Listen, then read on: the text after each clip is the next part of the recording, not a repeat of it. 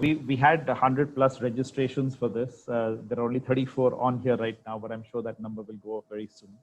But let's start in any case. It gives me great pleasure to invite Gaurav to our webinar series. The webinar series is going, from strength to strength. We're getting an increased attendance thanks to all the wonderful talks that have preceded yours, Gaurav. And I'm sure your talk will have the same impact. I think what we've had up until now is a lot of, leading data scientists talk about interesting applications like, explainable AI. They've talked about how we can make reliable AI and protect them from attacks from people who are trying to fool the AI. We've had very interesting talks on, the effect of high dimensional data on our ability to learn. Applications in finance, and also Madhukar actually was our first speaker on this series, talking about the work that they are doing in the Hindustan Times. But this is the first one that is about taking models to production, and of course ML ops is becoming a big thing these days, and rightly so. I know that there are a lot of large organizations also that are finding it difficult because data science seems to attract people who believe that you don't need good quality programming skills for data science, which of course we completely disagree with, right? And but I think that lack of production-ready coding capabilities also has a big impact on how these models fare when they go into production. I'm hoping that you will cover some of those aspects also. But thank you again for taking out time on a Sunday morning for us. And I'll pass it on to you because everybody's here to listen to you and not to me. So thank you again, and we look forward to hearing your talk. Thanks, Sarvjot. So I think, fortunate enough to be part of your journey, so I'm a big fan and big admirer of what you do. So let me start with what I'm thinking. So how much time we have, Sarab, today? Is it 1 hour or? So while the time is supposed to be an hour, we typically love to learn from people who come to talk to us. So we don't ever restrict it. I mean, most of the talks have gone on for an hour and a half as well. So please don't rush things. Please take your time and go through whatever you want to give us as a message. Sure. So just on the housekeeping front first, before even I start with the session. So as I requested you, sort of need some help with you from our moderating, because I want audience to interact with me. You feel free to ask any question. I think the best way, you can put it in a chat or raise your hand, and sort of will unmute you from time to time, if you have any questions or if you want to answer anything. So sort of I'm putting you on a tough spot, just moderating the session. Sure. Which will increase the interactivity. Second bit to it, it's a vast subject. I don't think I'll be able to do justice with this subject in 1 hour or 1 or 15 minutes or whatever the time slot which is allocated to me. So I'll be touching upon few things. I think there's a lot of self-learning which you guys have to do, or you have to do a lot of reading. So I'll be touching upon some of the things as this is a huge topic, it can't be covered. So without further ado, let me start with who we are. So I won't bore you what we do at Data Analytics. So I run a company by the name Data and Analytics Services Private Limited, and the brand what we have built, I'm not sure whether this is coming on the way, let me put it down.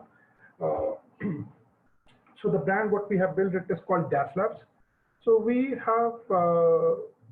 work on 4 capability areas. This is what we call it as. So one is natural language, second is computer vision, then data analytics and RPA. So let me quickly give you a brief intro of what we do. From a natural language standpoint, anything to do with your natural language, understanding, processing, or generation. That's what we do. So we have built things like data to text, usual suspects like chatbots, social listening tools. So anybody if interested to understand more, can reach out to me later. So natural language, that's where we have a strong capability area. computer vision, whether it is like, extracting data from images at rest for your OCR pipeline, or like, from a pattern recognition from a static image standpoint, we have a strong capability, or doing a video analytics for surveillance, for preventive maintenance, process compliance kind of a use cases. So that's an area too where we have a strong capability. Third is data and analytics. So what I mean by that, like, getting data from multiple sources, building a warehouse, building a reporting mart, doing analytics, doing predictive model using R Python. That's another area where we have strong expertise on. And fourth one, that's a pure services area, like, where we work on RPA, robotics process automation. We are partnered with UiPath. We are partnered with Automation Anywhere. So, we help organization to onboard virtual workforce, if I have to call it as, like, onto their estate. So these are the four areas we work. We work with banking, retail, manufacturing, automotive, e-commerce kind of industries. I won't bore you further with what we do. Let's do a quick deep dive into, like, today's topic. So if you look at from a high level standpoint, like, what I've done, so you capture and prep the data, which means, like, you build some sort of an ingestion layer, or in this, like, where you are capturing data from multiple sources. It can be a structured, unstructured, or semi-structured data. So you capture it, and then you have to do a lot of data preparation, right? Be it from a quality standpoint, be it from an exploratory data analysis standpoint. I'm sure, like, some of these structures have already been covered, like, but you prep the data before even you start talking to the data. So once the data is in a shape where the data can start talking to you, like, then you build and train your models. Once the models are built and trained, like, you deploy and consume these models. And these are some of the use cases, like, to improve your product, to personalize the service, to improve loyalty, cross-sell, upsell. These are some of the use cases what you do. So this is not something, like, which is kind of new for majority of you guys. So I won't be spending much time on this. This is just to recap on the existing process, what is being followed.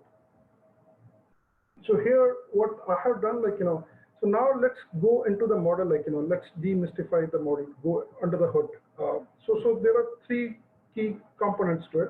So there is a data, there's an infra on which the model is sitting, and then there's a code which has been written in TensorFlow, Keras, Scikit-learn, whatever libraries you're using, right?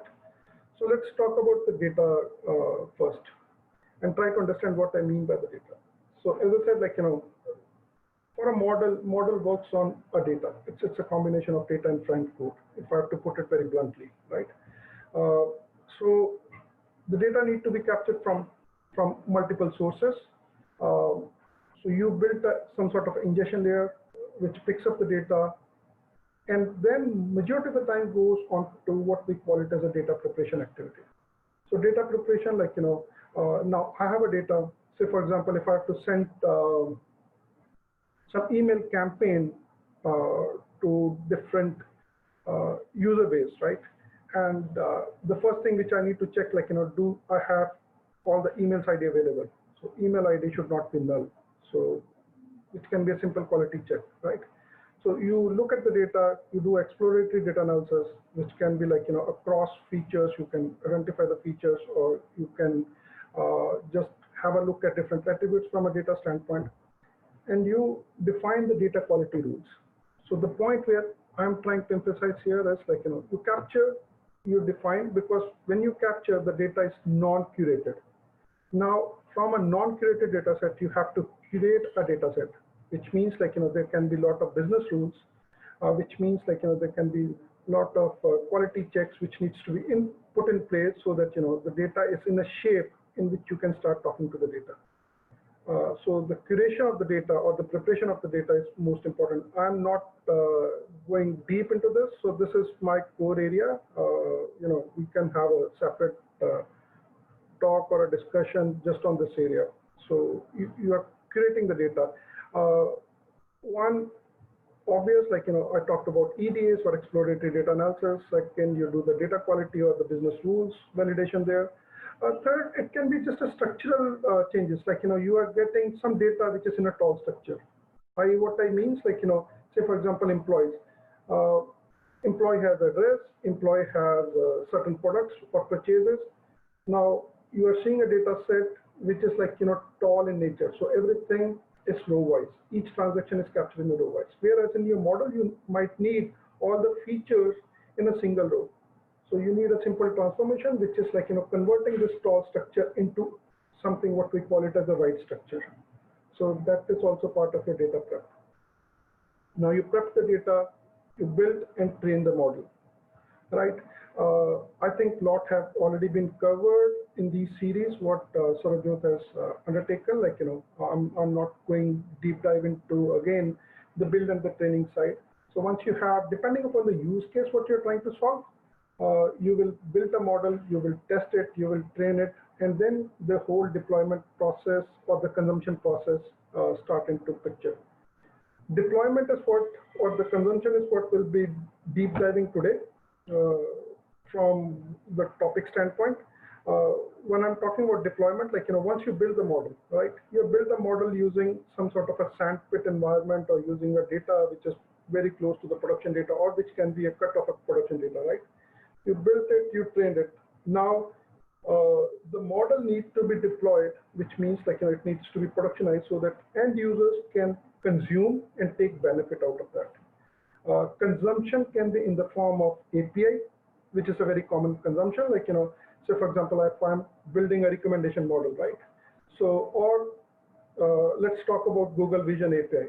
So in Google Vision API, like, they have put the API as a consumption layer, where you are putting in your images, and from images, it is looking at, like, it is either doing an OCR or looking at certain patterns, and those patterns or text is getting exposed via an API, right?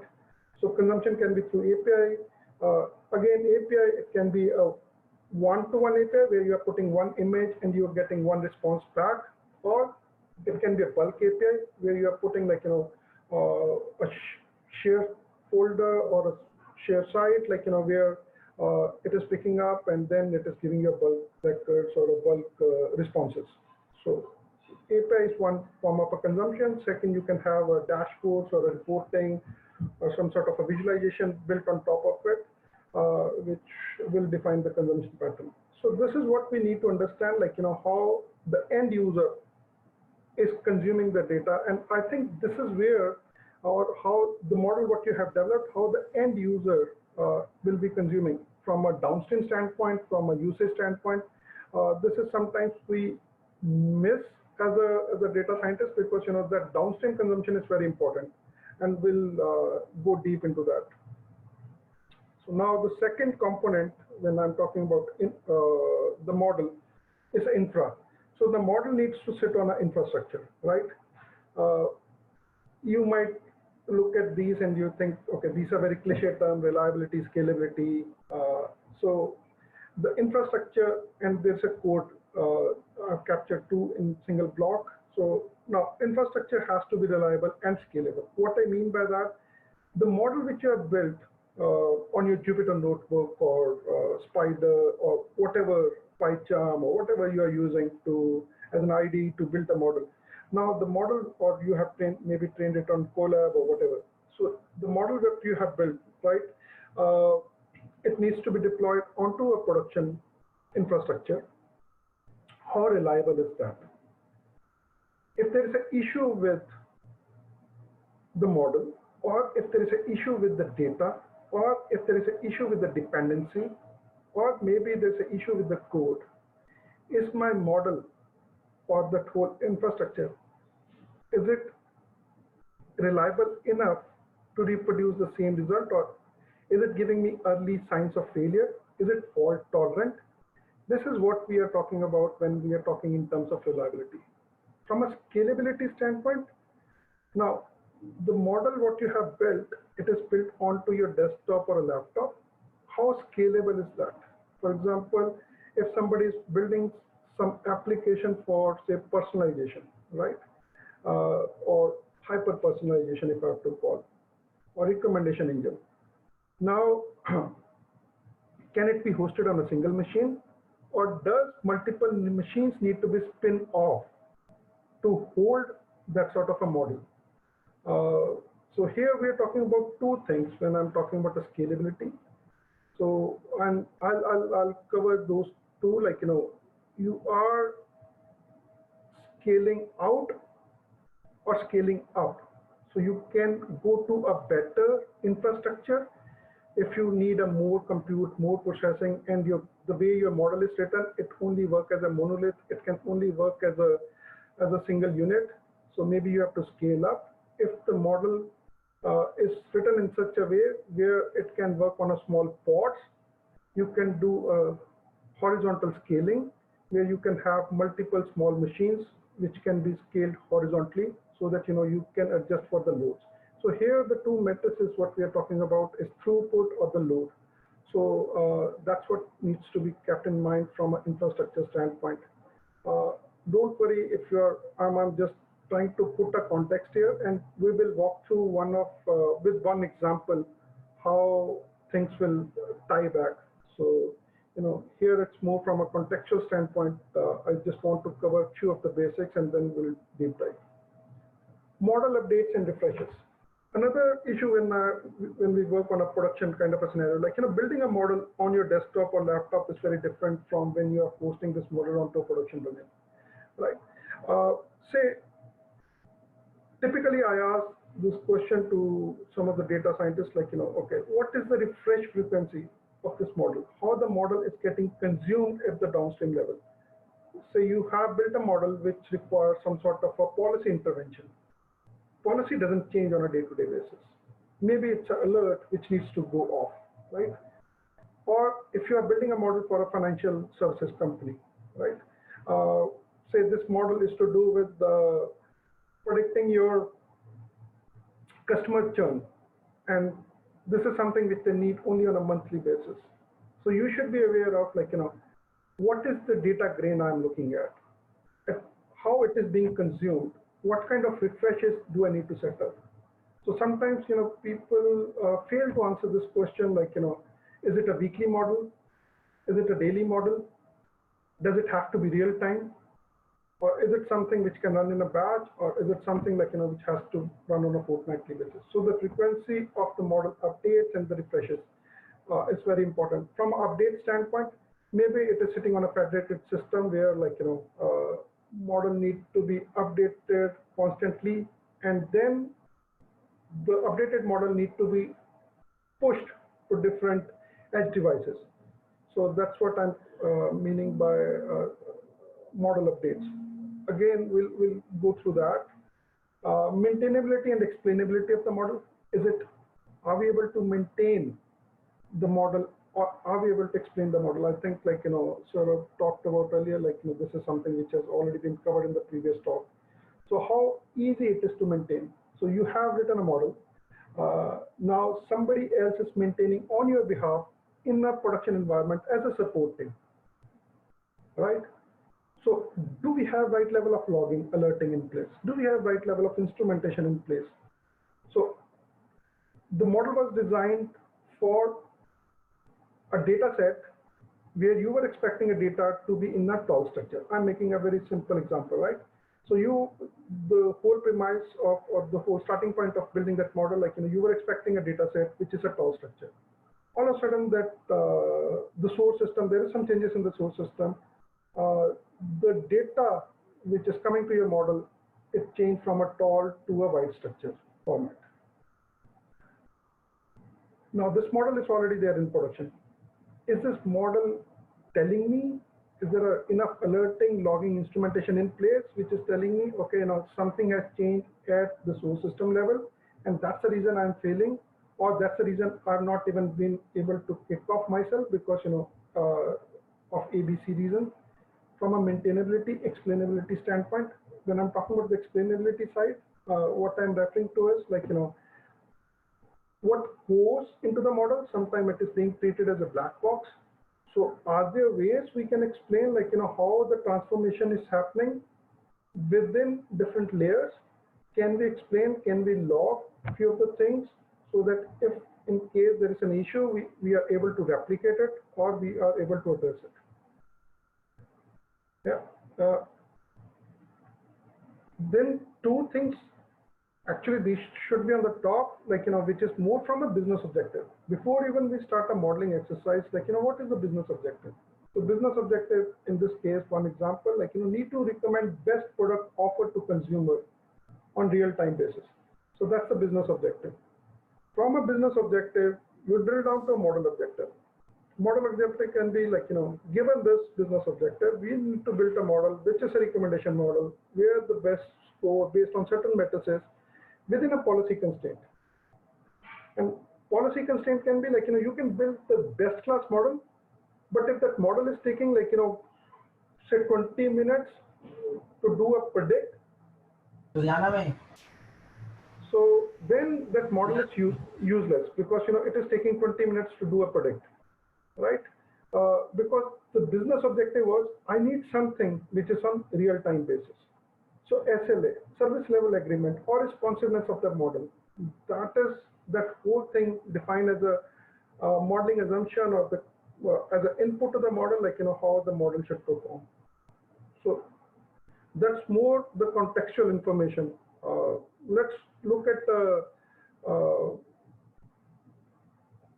one example. I think if is there any question before even we jump to an example? Yes, there is from Vishal Sure. Soni. Vishal, do you want to unmute and ask the question?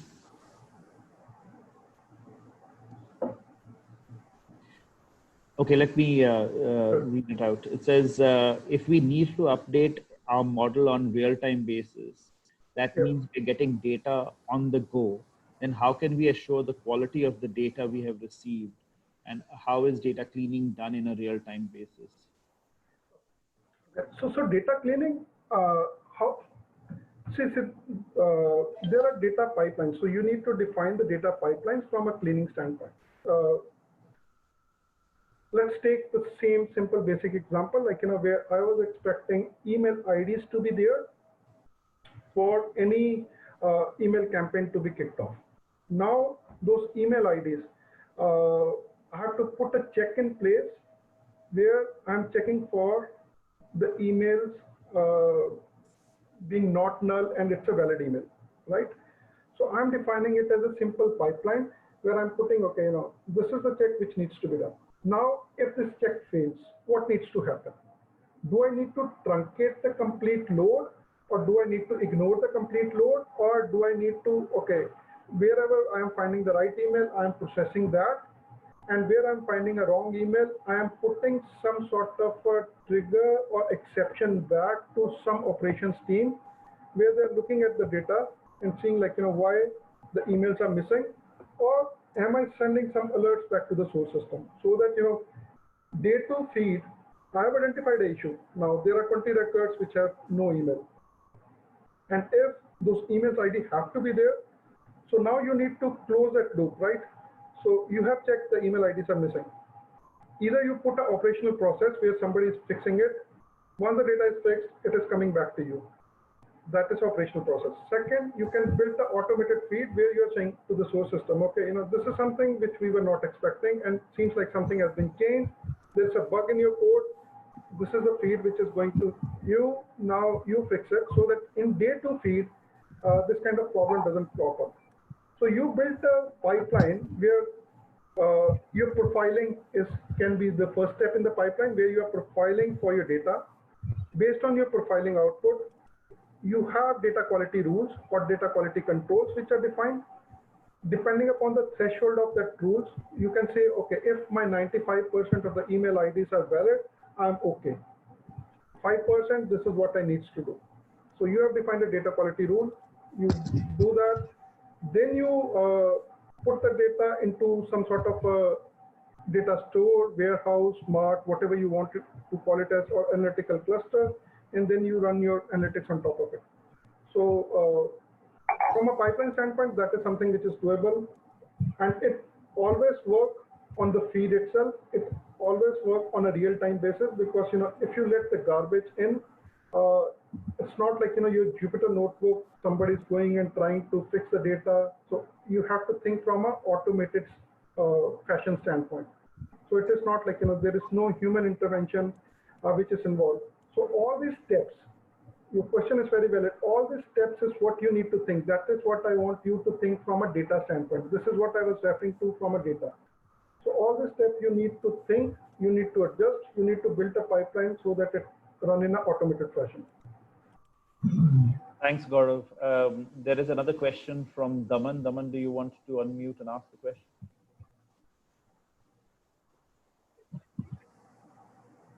Hello. Yes. My question is like customer churn.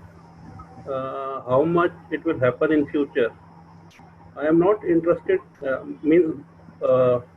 What's the use of knowing, predicting it? Rather, I am interested in decreasing it, making it zero. Okay. What's the advantage of predicting customer churn? Yeah. See, it's a question of like, unless and until you know the symptoms and then unless and until you know the problem, how you can solve for that problem. So it's not just the prediction part of it. So, Daman, do you agree? Like, do you want to understand? So, in order for you to put any sort of a recommendation, any sort of a solution in place, you need to understand, like, how much churn is happening and what that churn cost me. So, if the churn is very organic and like, solving for that churn is more costlier than actually letting that churn to happen. Like, there is some natural iteration which will happen in any process, any business. So that's the call which you need to make.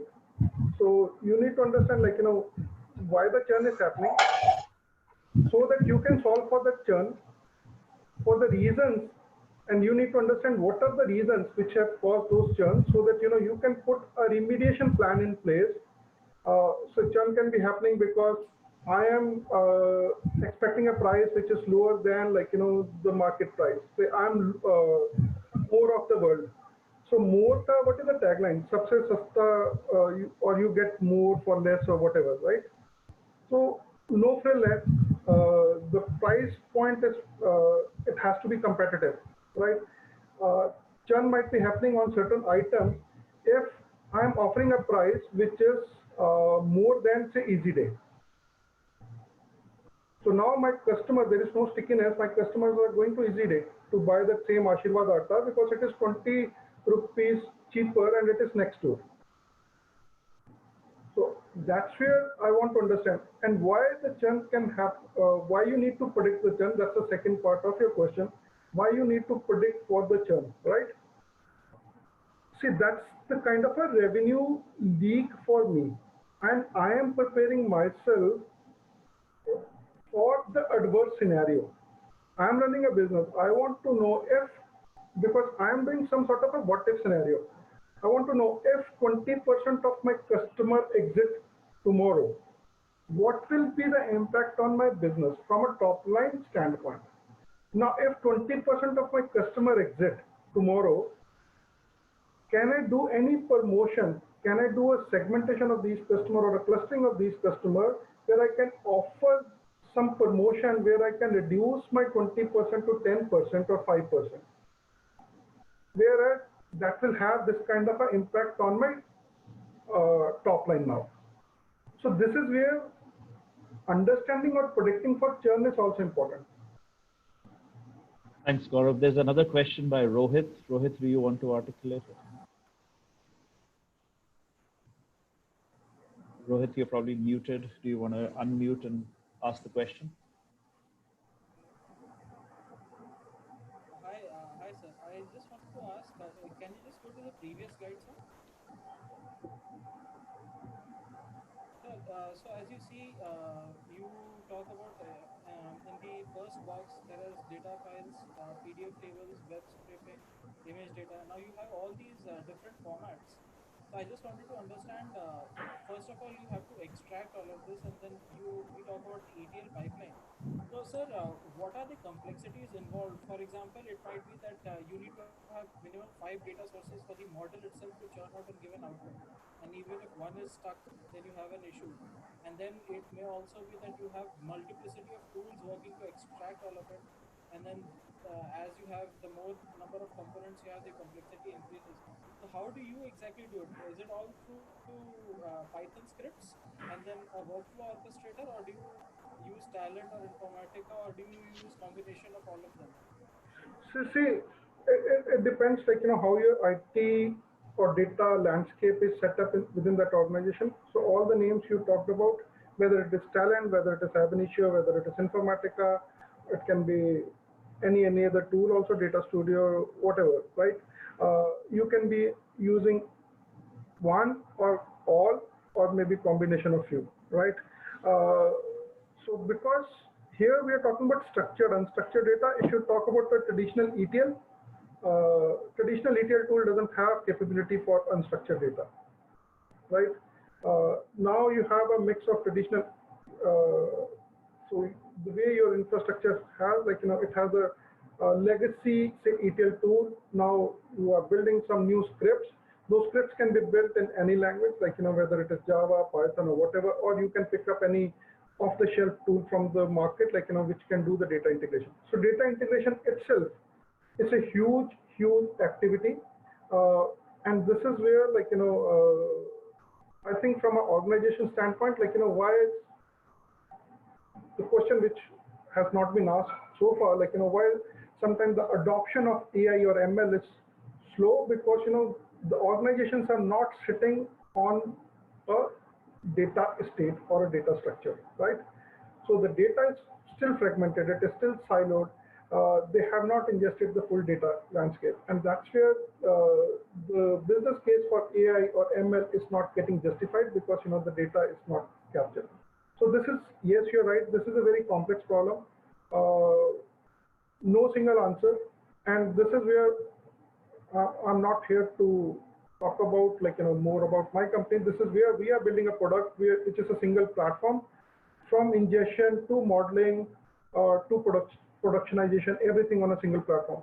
So right now there are 6 to 7 tools which are used on the capture and the prep side itself within an enterprise. So yes, you're right, it's a very complex problem. Also, sir, I had another question. It's regarding when you deploy it and model. Can you speak a bit louder? Actually, I'm having little difficulty. So are you able to hear me now, sir? Yes. So, sir, in the model monitoring and deploying part, so first of all, you trained the model, you achieved some level of whatever metrics you wanted to achieve. Then, for example, you let the model run, and then what are the kind of limits or rules-based system, or like what do you, for example, use for understanding that okay, the model has to be retrained? Is it drop in accuracy metrics, or is it for example, is it based on new data sets that has come in and you feel ki no, we have to probably retrain, or Sure. or something else? Sure. So hold on to this question. I think, like, that will get answered as we progress. So hold on to this question. So it will be answered by end of the meeting today. If it doesn't, like, maybe ask this question towards the end of the call. Okay, sir. Thanks. Thanks, Gaurav. So can I move forward? Yes, absolutely. Okay. So let's now, whatever I've been talking, it's like I'm in a small company, so we we call it as a GYAN. So let's move from a GYAN to more of a practice now. So let's pick up a use case so that we can understand what I'm talking about. So everybody now is looking at, like, some phase-based attendance system. So I thought, like, let me pick up that use case.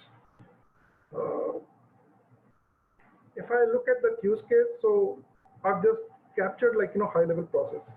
You capture image from a webcam or any camera, which is part of your detection. You create a data set of images. Typically, like, how it is being done, like, say, for example, right now we are on Zoom, so there's a webcam which is capturing my image. So take a frame, name it as Gaurav, and you're creating a name object pair. So there's an image, there's a name to it. So you're converting it into a supervised learning or a supervised data set. Then you pick up algorithm. From an algorithm standpoint, you are good at math, you can just want to use simple OpenCV transformation or matrices or comparison, you can use HiCascade. You can use face recognition API available by multiple providers, or you can use CNN full model, light model, medium model with the transfer learning. You can pick up any sort of algorithm. Now for the capture frame, you perform matching with the image dataset. So the image dataset, what you have created, this is like a corpus.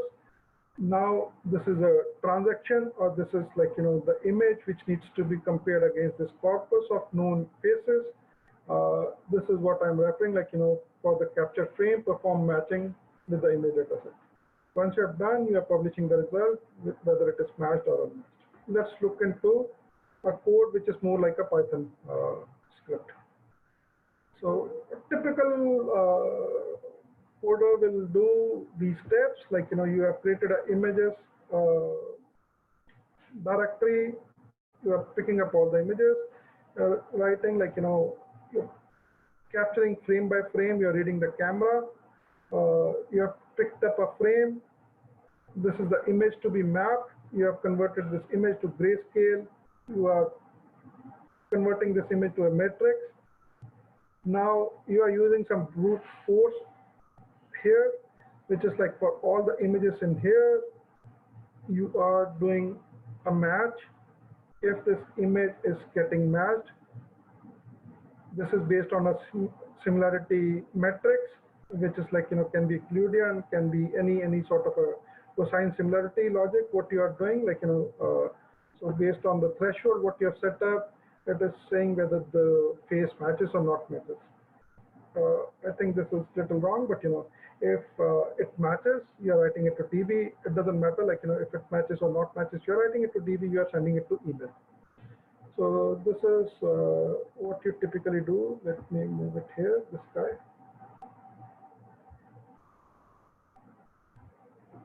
Now, question to you guys, like, what are the issues you see with this approach?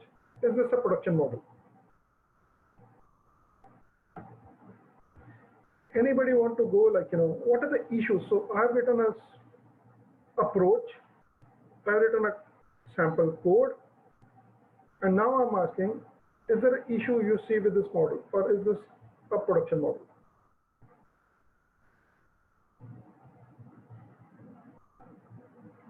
Any takers or anybody want to go?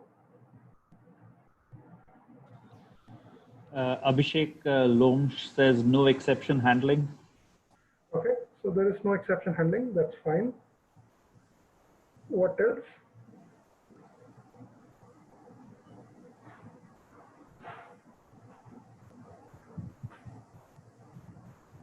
No other answers forthcoming. No relearning. No relearning,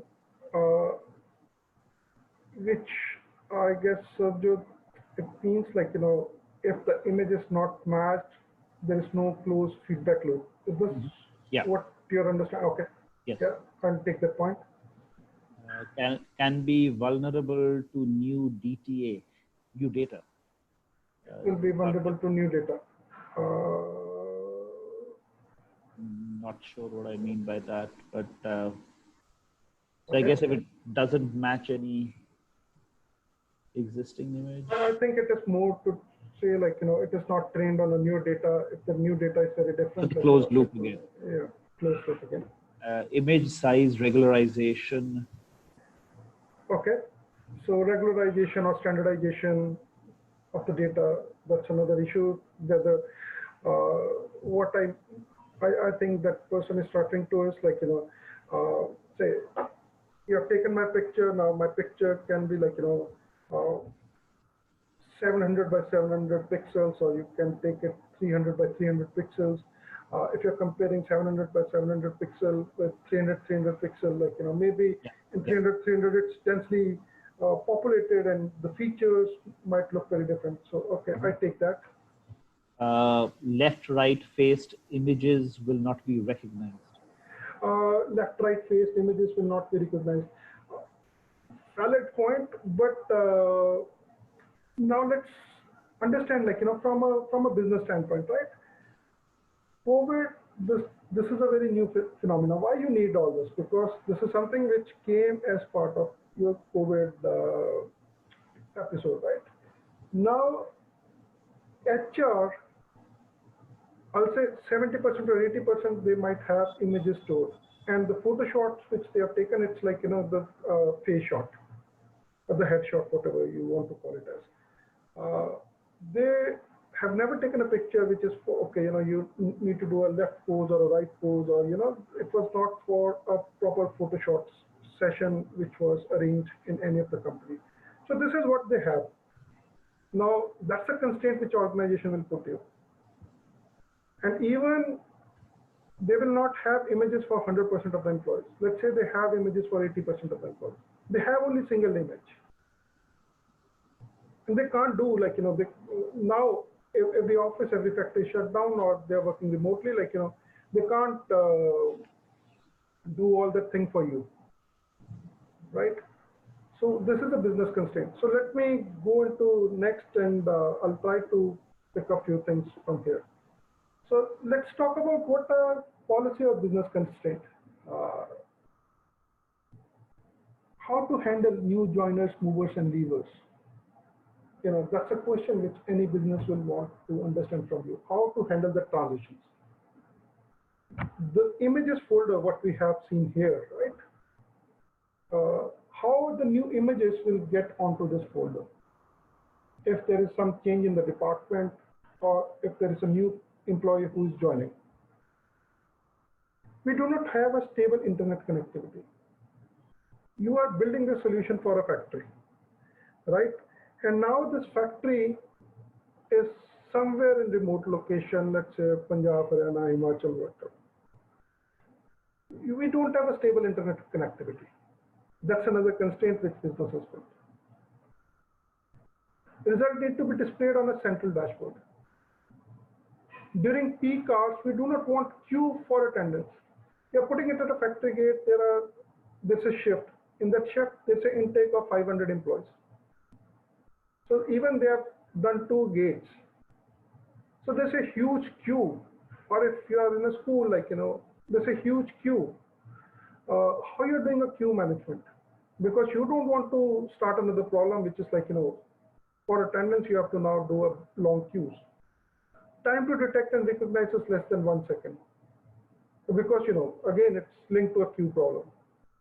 Reporting can wait. Business is okay. If I'm getting attendance after my shift is attendance after half an hour, my shift is starting. But I don't want any queue. That's the key requirement. Reporting can wait. We have 10 factories, 2,000 retail offices.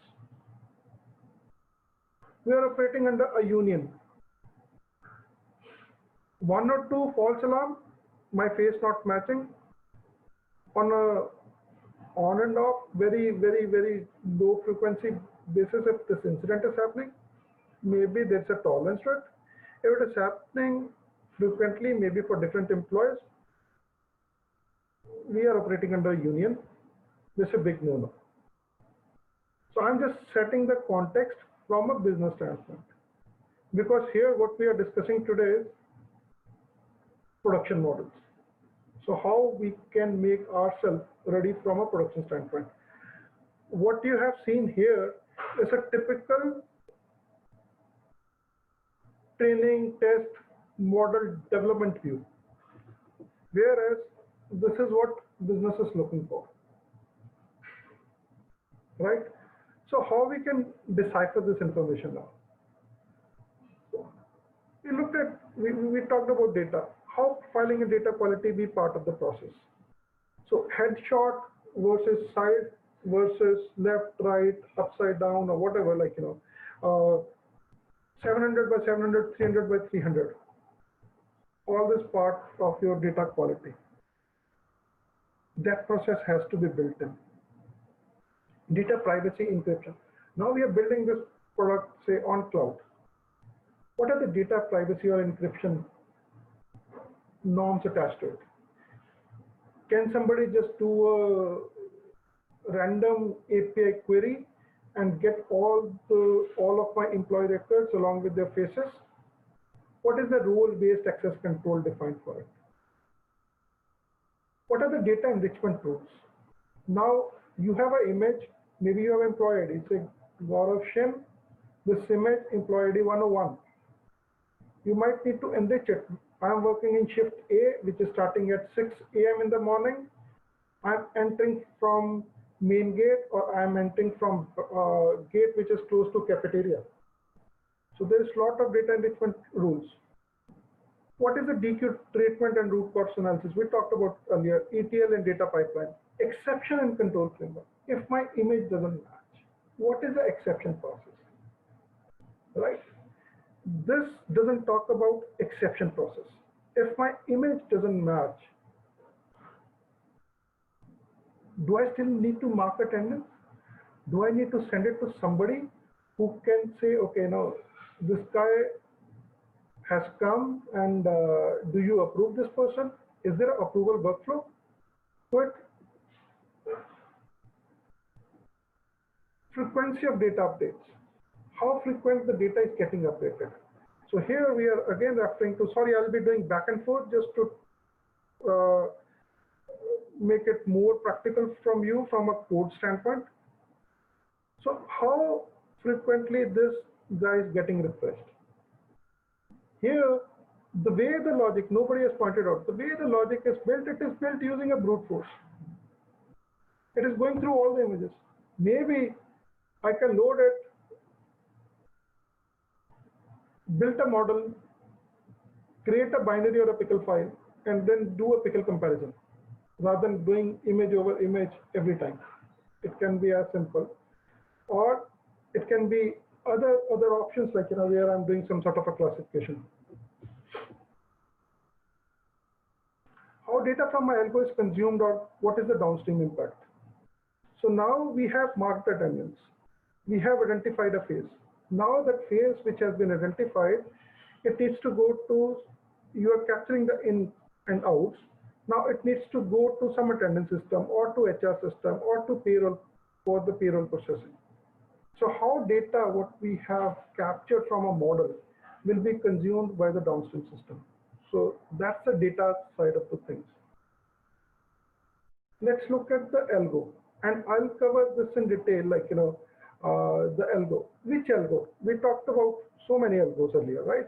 Pure OpenCV, HAR Cascade, some recognition AV, some CNN, full, half, medium, what kind of model we want to do.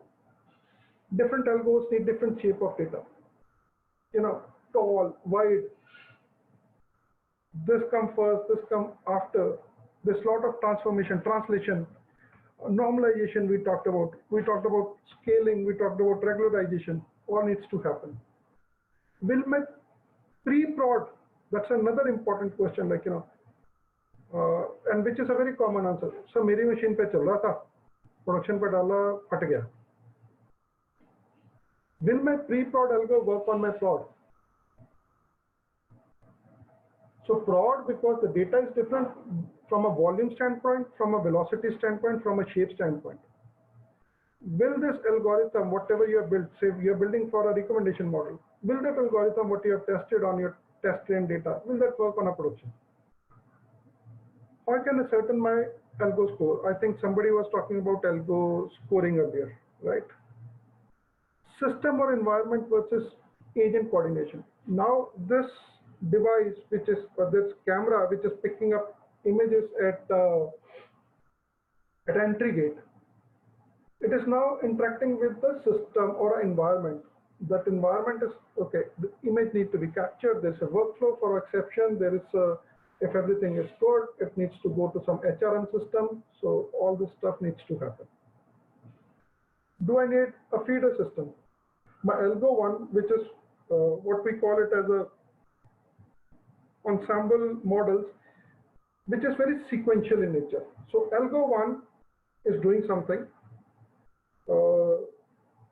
and the output from algo one is getting fed into algo two, where the final output can be coming out of algo two, right?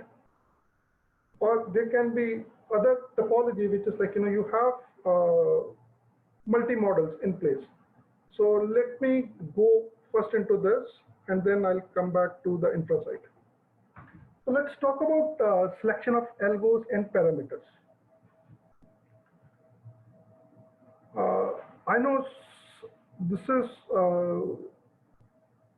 research topic, and Saurabh is like, the name in the industry when it comes to recommendation system.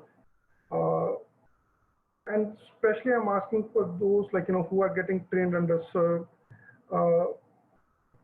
When you're building a recommendation system, do you think recommendation system is a contextual system or it's a stateless system? Any answers?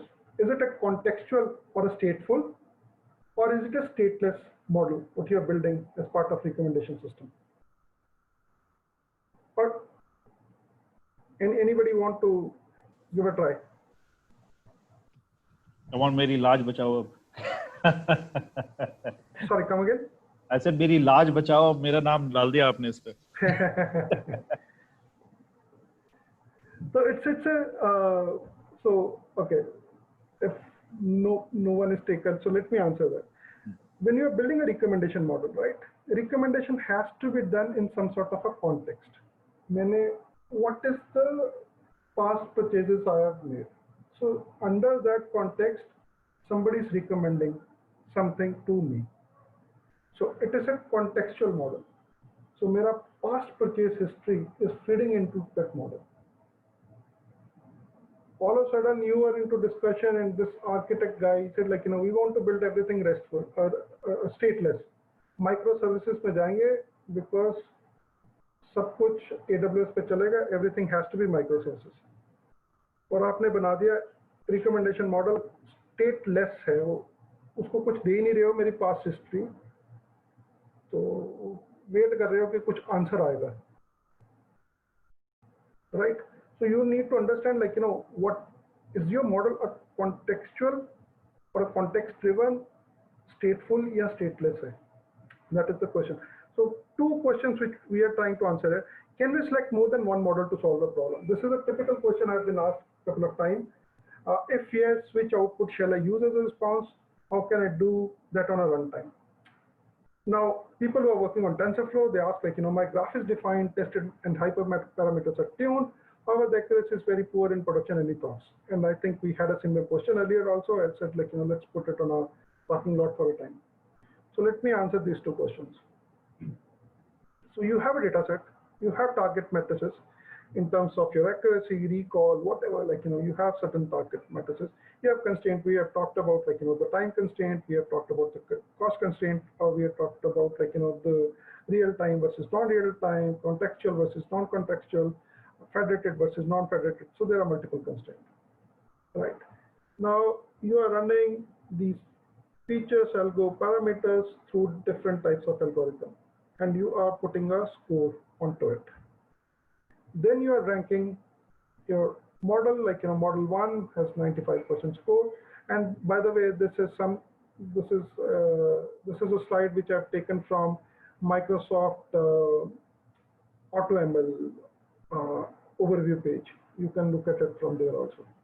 So which feature, which algorithm? So here, what we are doing, like, and this is what we typically forget, like, we are building a machine learning model, and why we are selecting a particular machine learning model. So why we are getting into that problem, कि मेरा model जो pre-prod वाला है, will it work on a production? Maybe not. Is there always a single model which will be a best fit model for your end solution? Maybe not.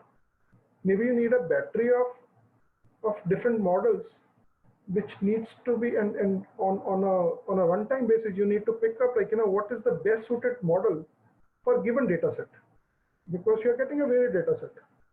And this is the problem which I'm talking about, right? If you look at this problem, is this problem different from any multi-class classification problem? It's a multi-class, it's a typical classification problem where you have multiple classes. What are these classes? These are these algos. And how we can define a class? Here, what is my algo? So this algo, along with this data set or feature and a parameter. This is what defines the class. Can't I put a machine learning model which will show me the best fit class given a data set and tune this further to my parameters? And this is what I'm referring here as, like, this is something which is possible.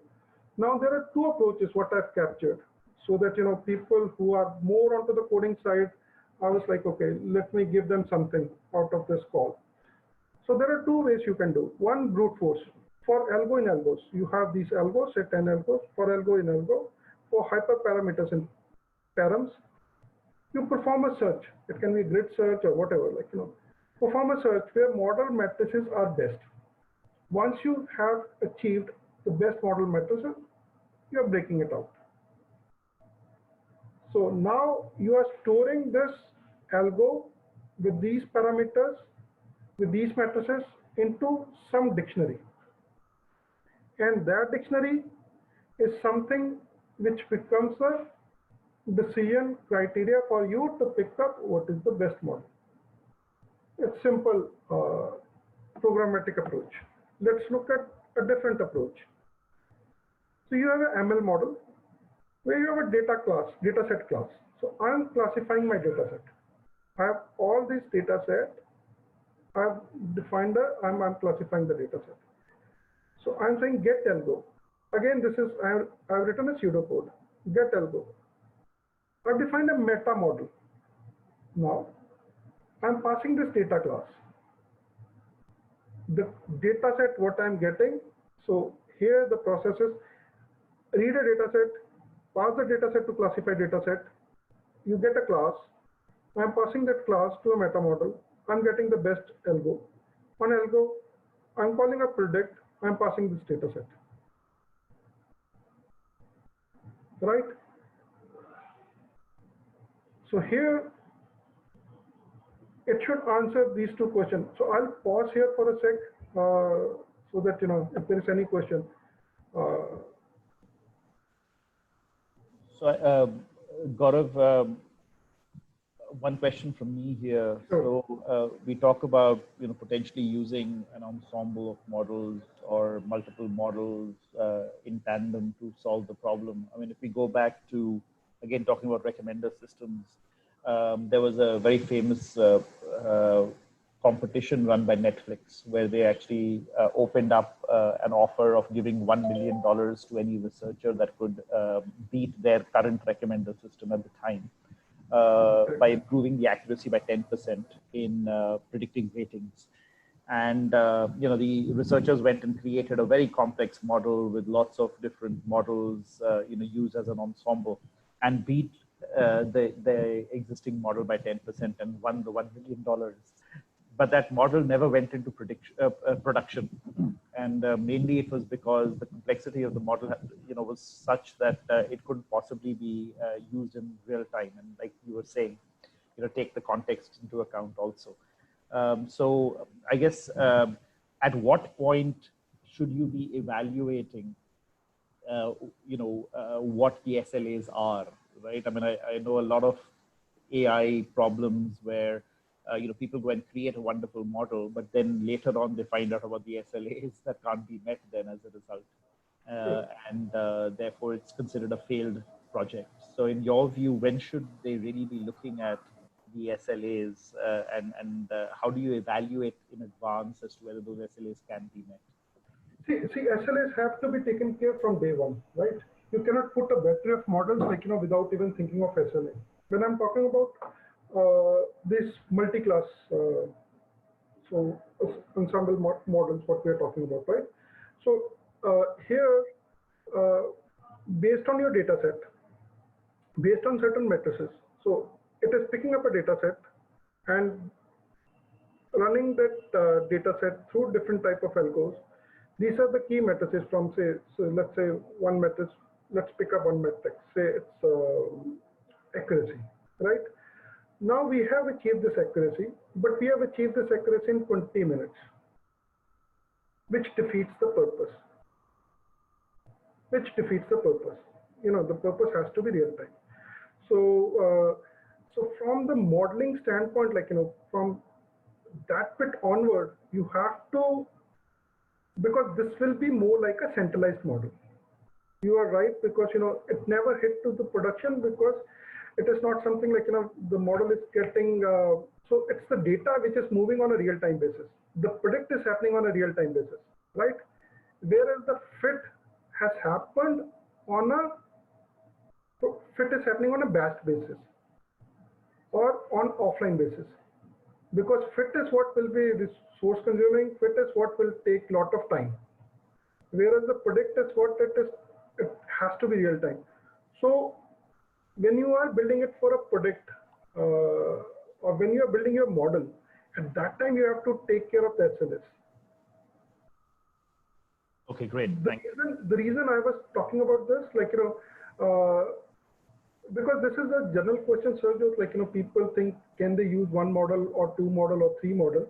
But I'll say, the rule is very simple. You have to be pick a model which is more simplistic in nature, because then you are able to understand what goes under the hood. You have a better control over that output. You have a better control over the input. You have better control over the processing. If you make it overcomplicated, then managing the show on production, this become very tough. I just want to put a caveat also, people should not think, okay, ensemble mil gaya, sab jagah chipka do. It doesn't work that way. So SLAs have to be day one, because whatever you're doing, you are doing it to solve for a business use case. If the model is not meeting your business use case requirement, if the business use case is real time, maybe Netflix has given the money just for the engineering effort or the science or the mathematics which went behind creation of this model. But if it is for a commercial usage, nobody would have given them even a single penny to build this kind of a model, even if it is 10% more accurate, because it is not fit for use.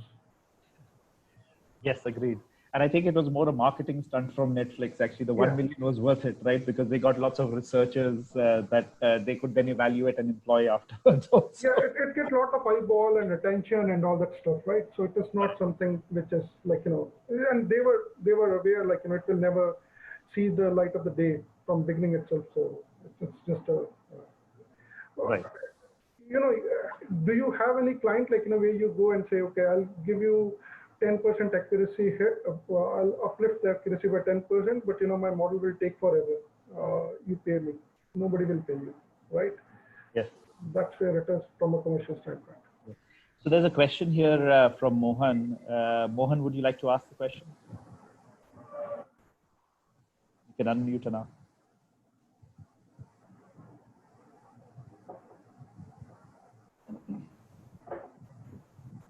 Mohan?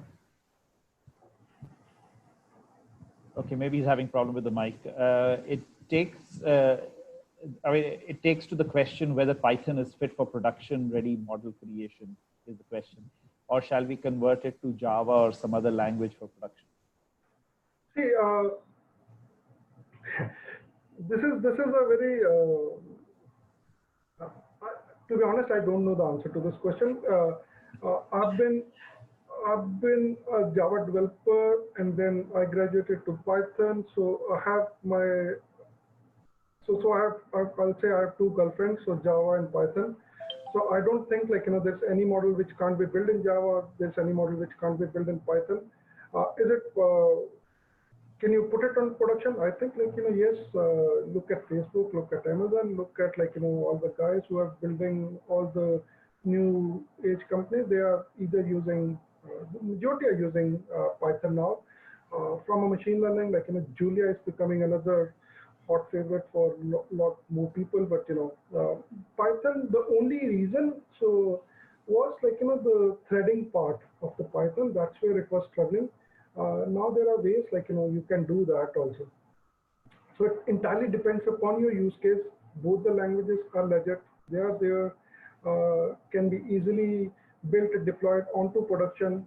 again, how you solve for use case is where the choice for language is made. Sometimes it is also being governed by your enterprise.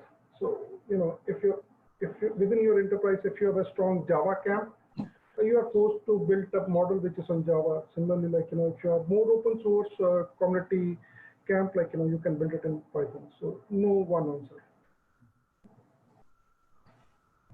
How do you make a trade-off between explainability, speed, and use of multiple models? This is a question from Rohit. Explainability, trade-off between yeah. See, if you ask me, I work only on commercial problems, not on research problems. So it entirely depends. So my answers are it entirely depends upon a use case, the use case basis. If my use case is where I have to, when I'm if my use case is where where I have to build something which is more real-time basis, then what all? Let me go back just to answer this question. Are you able to see even the last line where it says, if result, write to DB, send email? These two lines. No. So the last one I can see is, what are the issues with this? No. Where my mouse pointer is, if result on the code side. Oh, yes. Write to email, send. Write to DB and send email. Okay. So this will answer your question, right? See, you have recognized the face here. Okay. So this guy has solved the problem of recognizing a face. Now, write to DB, send email. You are building something where the problem statement is, I don't want any queue. I can wait on my reporting. Emails, notification, good. ठीक है, but मेरा queue नहीं उधर होना चाहिए. So if sending email is a very slow process. This might take 40 seconds, 50 seconds, 1 minute or 2 minutes, depending upon your network connection or availability. Even if you're writing it to DB, you are sitting on an edge now, you have a webcam, you're sitting on edge. Or you're calling an API which is sitting on some central server, it is hosted on AWS. Or you are just putting exception either, you are marking this page not recognized as exception or this page recognized as borrowed. And then you're sending email. Requirement was कि real time चाहिए.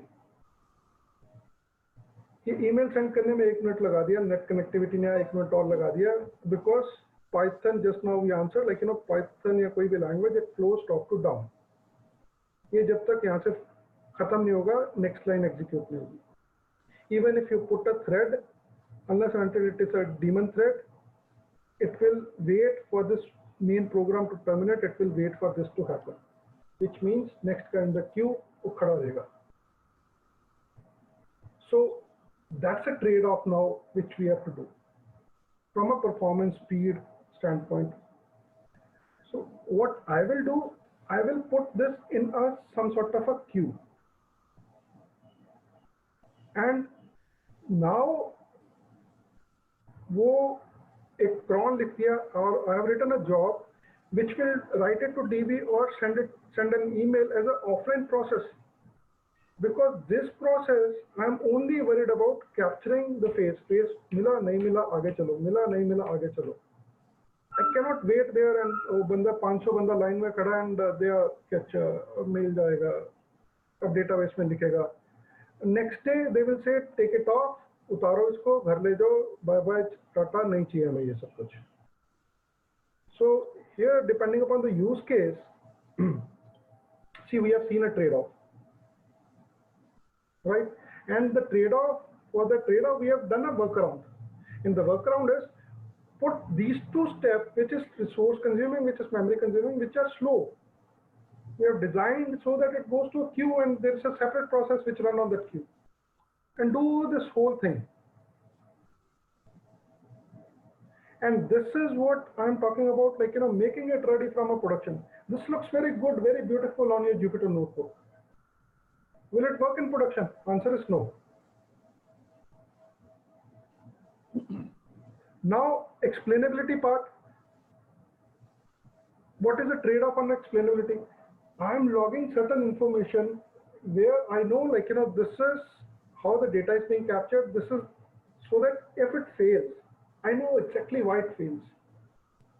So maybe I'm not doing a very deep dive analysis, which I can do if there is exception. If I need a very real-time output, I'm more worried about, from explainability standpoint, I'm more worried about capturing my interfaces, capturing my input. So what I mean, like, the data which is entered to the model, I just want that, I want to log it somewhere. So that if there is an issue tomorrow, I can run it in my pre-prod environment and replicate that scenario. Rather than हर एक layer को बैठ के वहाँ पे explainability में जाऊँ. So yes, there is a trade-off. But if there is a union issue, then you probably want to be able to explain, right? So if somebody is actually not allowed and then you cut their salary because they're not allowed in Yes. there, then you'd want to kind of give an explanation that there was a valid basis for that. Maybe he'd, grown a beard or was Yeah. wearing a bandana that day or whatever, right? So that's what I'm putting as the exception. So I'm saying, like, if my face is not recognized, I'm capturing that exception as evidence. So that is must. When I was talking about explainability, I was talking about model explainability. This is a process explainability. Process explainability I have to do. See, if it's a union, right? So union is, so I have to justify, like, why I'm putting somebody, like, 45 minutes late, because it has a repercussion on the take home what this guy is getting back, right? Right. So I have to put a strong evidence. And why this? So there's a timestamp which has to be tampered through. There's a evidence at the point of entry. Okay, this is the phase, this is how it looks like, and that's the reason why we are not. And then this is further substantiated by the process. The process can be, okay, my model failed to recognize. I'm sending this email to line management or to some SPOC or somebody, and who's looking at this person? Okay, for example, like, I'll show you. I have shaved off my head, right? If you look at my earlier picture, I had a long hair. Now, say I've written a very bad model, which is not able to recognize me like this. The model which we have written, it recognized me with my older images from LinkedIn also. Say it is not able to recognize. Now, I'm putting an exception workflow. I'm giving this email to somebody, or this trigger to someone. So I'm saying, okay, this is Gaurav. Now accepted. My attendance is marked from the time when I showed up at the entry gate.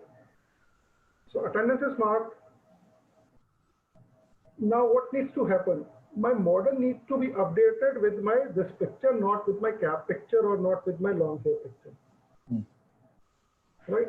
And this is the pipeline of the workflow what needs to be designed. And this is the reason why we're discussing building for production. Right. Rohit, you wanted to ask a question? So, sir, this is actually a real situation that I faced. So, for example, can you go to the next slide, sir? The next one, sorry. Yeah. So, sir, for example, I just wanted to ask, so if, for example, you are productionizing a solution for a company, okay?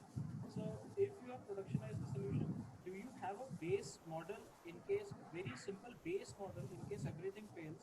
Because in our case, when a company asked us to, for example, classify content for them, what we saw was deep learning was able to get, for example, reduce the solution space from 9,000 articles to like 200 articles. But yeah, Rohit, I got your question. So, see, let's look at this. Here, I can spin it off into two steps.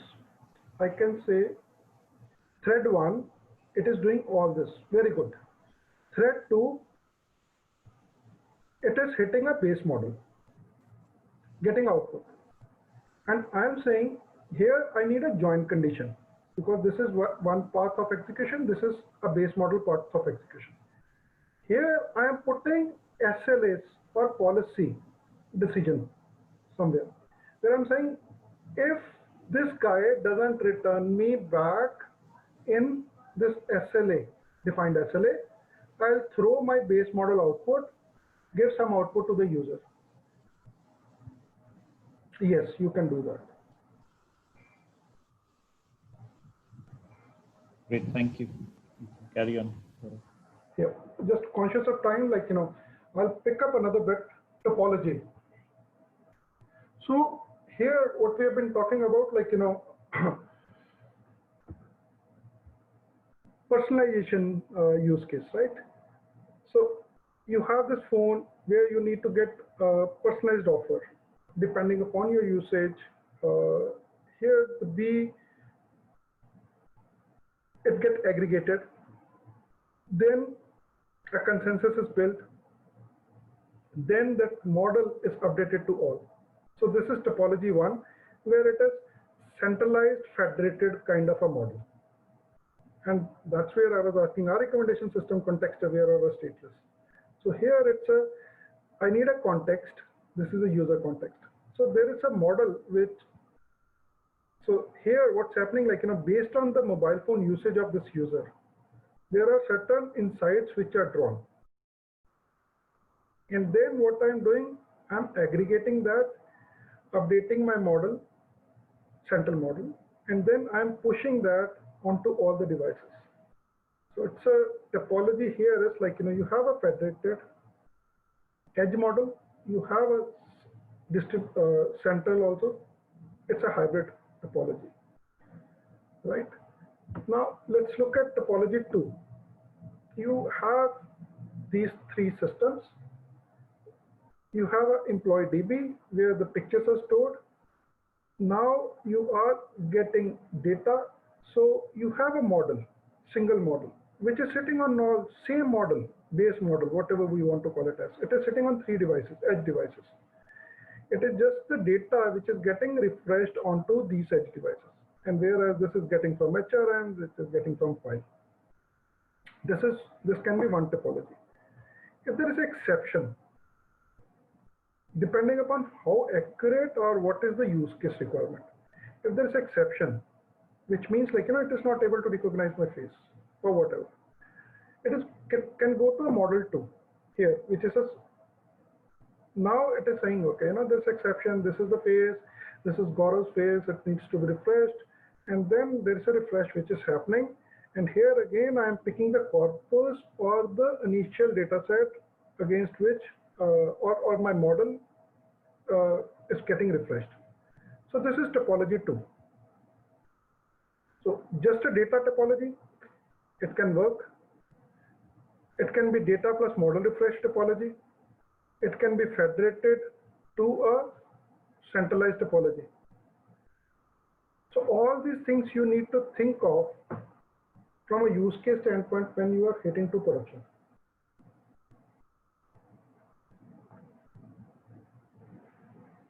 Okay, just conscious of time, how CI/CD is implemented. So CI/CD, now you have built a model. So for model, you have like, a piece of code. Now somebody has updated like, TensorFlow code or Keras flows and attached a bunch of conditions or like, chained in the hyperparametric tuning and all that stuff. So how the continuous integration and continuous deployment need to happen. So there is a good work, people are deploying it using Kubernetes. So there's a Kubeflow cycle also, which you can implement, or you can implement your own DevOps or MLOps from a continuous integration, continuous deployment standpoint. Memory leaks contention due to blocking call. I was, so there's one client in US, I was with him like, last week. There's some legacy code written on, and they're talking about like, big GPUs. So V100 plus kind of like, it's a legacy code. The code is written as a monolith. What I mean by that, like, the way we saw the code earlier, like, everything was written as a monolith. right? Now, they were trying to run things in parallel, and they are doing that so they can spin off multiple, they can auto scale it. Horizontally, they can spin off different nodes. They can make it run in parallel. Still, they were seeing a lot of memory leaks issues. Memory getting consumed, like, processes are going out of memory. They found out, like, the way the code was written, everything, like, from a processing, from one end standpoint, everything was operating as a monolith, which can be hosted onto a different infra, so you can scale it up. But they were referring to a same data store, right? At that time, so it's like, there is a convergence which is happening. And because of the convergence, how many nodes you spin off, there is always a contention of the resources, there is always a contention of the memory. So this is where the process was getting killed. So why I brought it up, like, that's another thing what you need to design for. Overfitted or overlearned model. Saurabh can tell you, like, yesterday, we have a common friend, so the guy, they built a BERT model for NLP, and the accuracy what they were getting on BERT model on the test train data was 99-100%. It overlearned. And when they were even doing a simple, giving a simple NER kind of data for data scientists, the model was not able to recognize anything which is a new data. So on the test train cycle, 100% accuracy. On new data, 5%, 4%, 3% accuracy. So it's not just ML ops, it's like, the way you are even putting your model, that is something which you need to think of. From an infra standpoint, hub and spoke. Do we have to build we just now look at one of the topology from a hub and spoke standpoint. Edge versus Wi-Fi. Does this use case need to be solved on edge? Video analytics. Does everything has to be on edge, or we are transferring it to cloud? If we are transferring everything to cloud का bill कितना आएगा और वो चल पाएगा कि नहीं चल पाएगा? Wi-Fi उस जगह पे enabled है कि नहीं enabled है? Right? Individual storage or central storage, I just not touched upon. Scale up or scale out? Are you moving to a higher grade infrastructure? It's a scale up, or you have multiple pods where you are scaling it out. Stateful, stateless, we talked about. Pub subscription or caching. If data is getting chained on my source system and my model can be just a subscriber, there is a layer on top of my model which is a subscription model. So it notifies whenever there is a change in the data. Since I'm a consumer of the data, I'm subscribing to the data, and I'll get a notification, and I know, like, now the model needs to be rebuilt. There's a significant change in the data. So what I mean by that is, like, say you have a source HRM data, say after 20 employees join, you want to take their pictures, refresh the model, right? You're subscribing to a service which is telling you, like, when a new employee is joined, when the new employee has left, or any sort of a transition is happening. On your model, the first layer is that subscription layer. You have subscribed to the service, like, now there is a new joiner or there's a transition which is happening. From here, now I know, like, my model need to be refreshed. I'm kicking off the train cycle again. Age of data, sync up. In the example, what we have seen, sync up is a big issue, right? Because the face recognition has to happen on the edge. Exceptions are on the central server. HRM is linked to a central DB. New joiners, new movers, new leavers. How I can sync up my model, which is sitting on edge. rebuild my model, which is sitting on edge. That's a problem which needs to be looked at. And I think I'll just cover one more and I'll be done. This is more for people who are technical, so I won't go deep dive into that, but I'll just touch upon things. So in the beginning, Sarojit talked about MLOps. So here, what's happening, there's a broker service attached to it. What this broker does, the details of the user ML jobs are sent to broker and put in a queue. So broker, it picks up all the configuration so that the model can be built on a runtime basis. So it picks up all the information, configuration items, so that model can be built. Now from broker, it goes to a scheduler. Now from the config, a model is built, a model needs to be scheduled. So it is again queued up from a scheduler standpoint. When I'm saying queued up from a scheduler standpoint, what happens, since Saurabh talked about Netflix. So Netflix, when you put a movie on demand, you are getting a new pod which gets initiated for you, right? So now a node needs to be spinned off, where a copy of your model, it needs to be picked up from your model artifactory. Copy of your model will go there, an image of the model.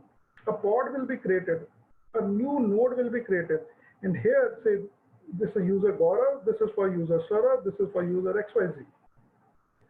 So that, my load is getting distributed here. And here I have a local storage. I can have a topology where all these are linking to a central repository also. And where there's a central VMS, which is serving that video content, and all the compute is powered through this ML ops through a Kubernetes cluster.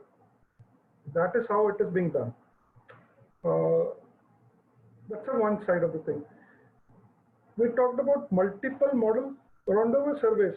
So you have a business objective, you have a model objective. A request comes, you score different models. It goes to the model data enricher, goes to different models. Models produces the output. This output goes back along with the request to a rendezvous service. Then there is a score collection service. And then again, it goes back to here, it is acting as a broker. It goes back to this broker, same as this broker. And response is being served. So this is more for people who want to understand what goes inside from a infrastructure or how the architecture should look like. So from an architecture, just 1 minute recap. So first thing first, you need to have some sort of a broker service. This is a broker service which is reading some sort of a configuration. So this configuration can come from your Git, this configuration can come from your different configuration file, YML or whatever, so that a model can be constructed. Here, the configuration can be, for computer vision, say if I'm using OpenVINO, if I'm using OpenCV, or I'm using TensorFlow, whatever, I'm using some other libraries, all the dependencies are captured. An image is built. Now that image, once it is built, that image needs to be deployed. In this case, we are saying image need to be deployed on 3 instances. So we have created 3 different nodes. Each node might have 2 gig, 4 gig, 8 gig of RAM. This is how the cluster look like. The moment it receives an input, some sort of a trigger file, that trigger file will create an instance. That trigger file can be initiated through a user session, or it can be initiated through a time-based event. Any event can generate the trigger file. Based on the trigger file, an environment is spinned off, and this environment is where a user session is happening. It's like you are creating your own VM or image of your Jupyter notebook or whatever, along with all the dependencies are sitting here. Data can be localized, or even data can be connected to a central data store. That's how it is serviced. Over to you, Sarvjot. I think, see, there are more things what can be covered, but due to time constraints, because this is very vast subject in itself. So I'm not sure, what exactly we want to get into. Each and every slide is a topic in itself. So I'm just concluding here. I'm happy to pick up any questions. Sure. There's a question from Rohit. Could you outline the base tech stack knowledge required for MLOps? See, this diagram, what I'm showing, this is on Kubernetes. So there are two ways. Either you have your code sitting on Bitbucket or GitHub or whatever, right? So you are using some sort of a code repository, whether it is Git, Bit, whatever you're using. You need to have a dependency management tool. From a dependency management, all the libraries which you are dependent on.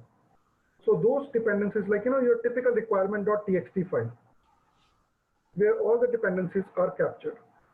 See, requirement.txt file issue, I'll explain you the issue with the requirement.txt file.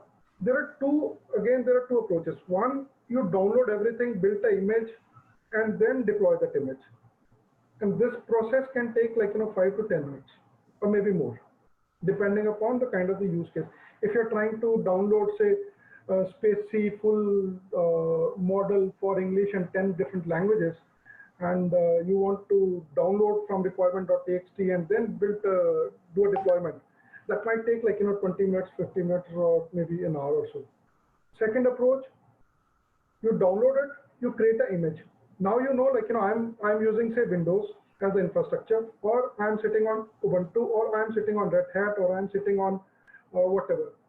So you have downloaded all those dependencies, because in typical enterprises, your net connectivity is also disabled.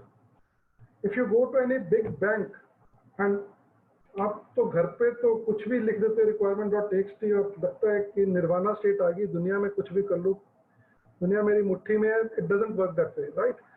So ports बंद है, आपका net ही नहीं चलेगा. What they will say कि मेरा एक artifactory है. Artifactory is where you can put your artifacts. They'll say I have this repository for my binaries, and that's where you give them all the information. They will download, create an image.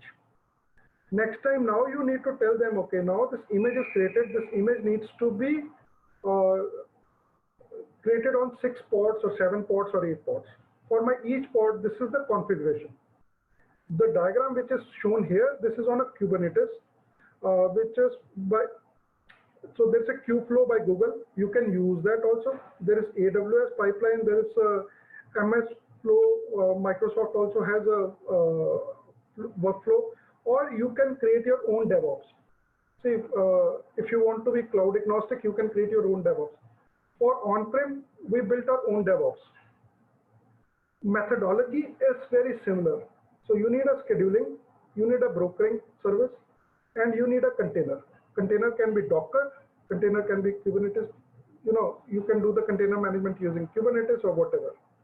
And then how you are hosting your data, that's what you need to do. So I hope, I've answered bits and pieces of this question. It is not as simple as there's a prescription to it. I'll give you one prescription. So there are multiple choices to it.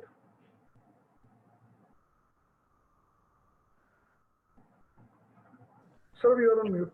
Yes, so thank you, Gaurav. This has been an excellent talk. I've really enjoyed it. It's very different from the other talks we've had, which has actually added to the joy of listening to it.